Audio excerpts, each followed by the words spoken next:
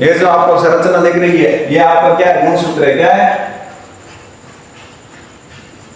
गुणसूत्र? क्रोमेटिन पदार्थ जो इसकी संरचनाओं से मिलकर बना है।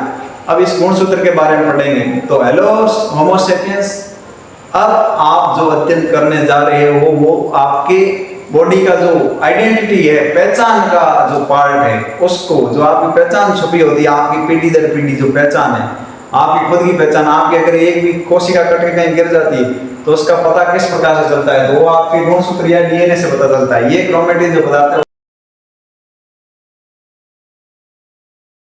उससे, तो अपन इसके बारे में विस्तृत अध्ययन करते हैं।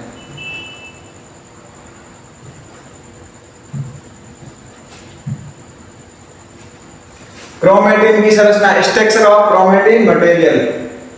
देखो होता क्या है, आपके डीएनए जो होता है वो हिस्टोन प्रोटीन के 8 अणुओं के चारों ओर क्या लिपटा रहता है। कितनी बार? 2 बार। तो हिस्टोन प्रोटीन क्या है? Histone 8 histone protein. कौन कौन से? 8 हिस्टोन। एक होता है H2A जिसमें संख्या 2 संख्या, H2B संख्या 2, H3 और H4। H2A, H2B, H3 और H4 ये दो प्रोटीन क्या होते हैं? वो टोटल मिला के 8 हिस्टोन प्रोटीन, 8 हिस्टोन प्रोटीन जो आपको संरचना में दिखाई देंगे। और उनके साथ डीएनए क्या होता है? जुड़ता है, योजक के रूप में, एक कड़ी के रूप में जुड़ जाता है और उनके चारों लिपट जाता है। किसके चारों? हिस्टोन प्रोटीन के चारों। और किसका निर्माण करता है? न्यूक्लियोसोम का। किसका? न्यूक्लियोसोम क्या है? DNA plus histone, DNA plus histone protein की स्ट्रक्चर आपके क्या कहलाएगी? न्यूक्लियोसोम कहलाएगी। क्या कहलाएगी? न्यूक्लियोसोम। जो इस प्रकार की देखिए, ये पूरा आपके क्या कहलाएगा? न्यूक्लियोसोम। क्या कहलाएगा? न्यूक्लियोसोम। ठीक है। अब देखो ये न्यूक्लियोसोम की सारी स्ट्रक्चर एक परिनालिका जैसी संरचना बनाएगी। क्या बनाएगी? परिनालिका जैसी संरचना। इस प्रकार से बहुत कुंडली संरचना बनाएगी ताकि बहुत सारे डीएनए क्या हो? एक जगह कुंडलित हो सके, एक जगह विस्तृत हो सके। और उसके ऊपर एक फोल्डिंग हो जाती है जिसको बोलते हैं स्कैफोल्ड। क्या बोलते हैं? आपके स्कैफोल्डिंग। स्कैफोल्डिंग इसको ढकना, और ढक के आपके क्या बन जाता है? ये स्कैफोल्डिंग इस प्रकार से होती है। और ये किसका निर्माण करती है? गुणसूत्र का। क्रोमेटिन वह शब्द है जो डीएनए और प्रोटीन के बने केंद्रीय पदार्थ का वर्णन करे। तो क्रोमेटिन क्या है? DNA plus protein. कौन सा? Histone protein. क्या बनाता है? आपके क्रोमेटिन पदार्थ को बनाता है। तो ये आपका क्रोमेटिन की स्ट्रक्चर है। क्रोमेटिन आमतौर पर वलित संघनित होकर विभिन्न संरचनाओं का निर्माण करता है जिसे गुणसूत्र कहा जाता है। अब गुणसूत्र किसे कहते हैं? ध्यान रखना। क्रोमेटिन पदार्थ क्या होता है? वलित यानी मुड़ना, संघनित यानी एक साथ बहुत ज्यादा संख्या में उपस्थित होना।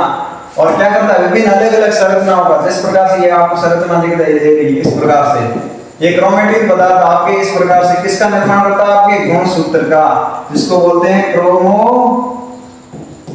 क्या बोलते हैं? क्रोमोसोम, गुणसूत्र। अब देखो इधर डीएनए अणु द्विकुंडली संरचना है। डीएनए अणु है जो आपका क्या है? द्विकुंडली, डबल स्टैंडर्ड संरचना है। डीएनए कुंडली संरचना हिस्टोन अष्टक के चारों ओर।